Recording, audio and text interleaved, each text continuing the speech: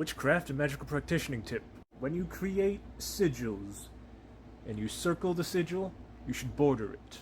You can kind of see what I mean in these demonic sigils. You're outlining the sigil in of itself with two circles with designs in between them.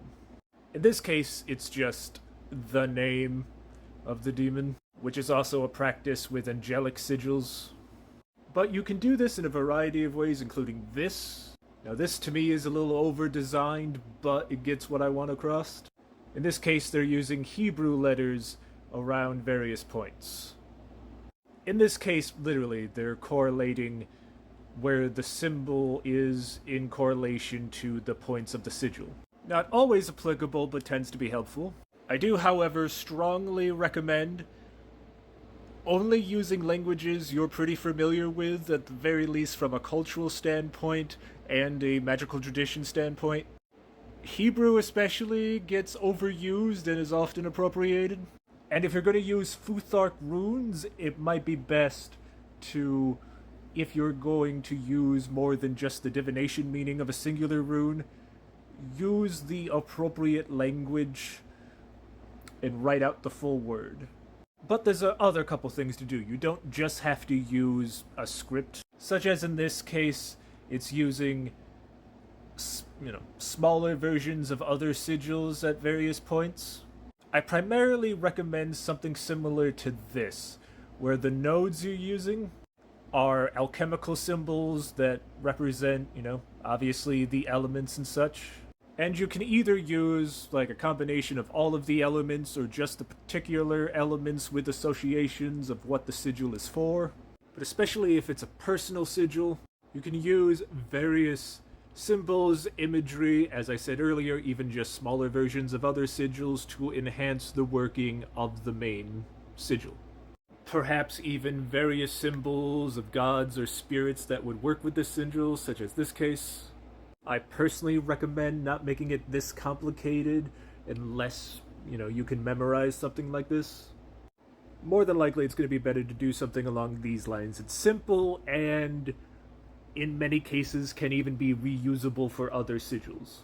Thank you for watching, and remember to be vigilant. So this is a good question. I gave some tips on how to border and kind of vaguely said that it can enhance the working of the main sigil here, but why do people border, as I call it, or generally encircle sigils? And this will vary a lot depending on magic tradition and individual, and even between those two things and many other factors can be different depending on the purpose of the main sigil.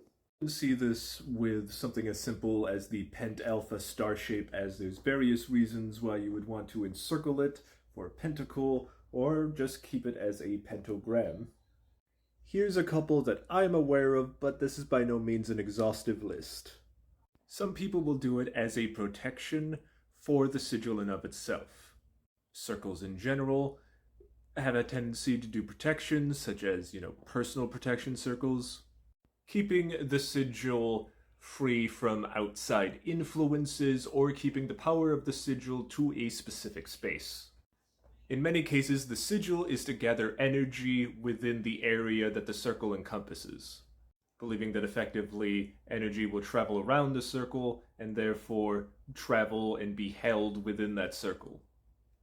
If you border it in the way that I described, you can even make sure that it's specific energies that it's gathering, allowing it to have a liminal space to hold these energies. Using a circle for this purpose because the circle is a shape with no corners.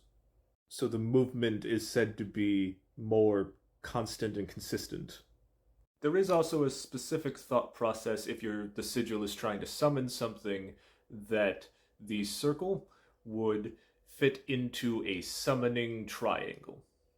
The belief in general being that the triangle will bind whatever is being summoned, and the circle is effectively giving space to the chthonic spirits or other spirits to come through from.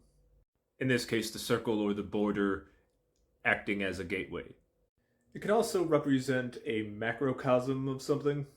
In a lot of cases, it being the universe, both helpful in the collection of energy thought process. The idea being that in all the things in the universe, you are focusing on this sigil.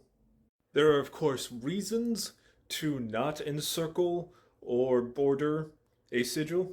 And most of those, to me personally, would involve when the energy needs to spread out. For example, if you want to do a sigil on self-healing, you might border it and, put the nodes to be personal things and keep that sigil on you.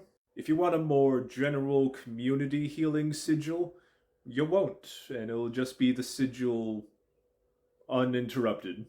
Again, these are not the only reasons to do this to a sigil, just what I could immediately think of right now. The reasons in this video for not encircling or bordering a sigil are also not the only ones. If you have any more questions, be free to leave them in the comments, and remember to be vigilant.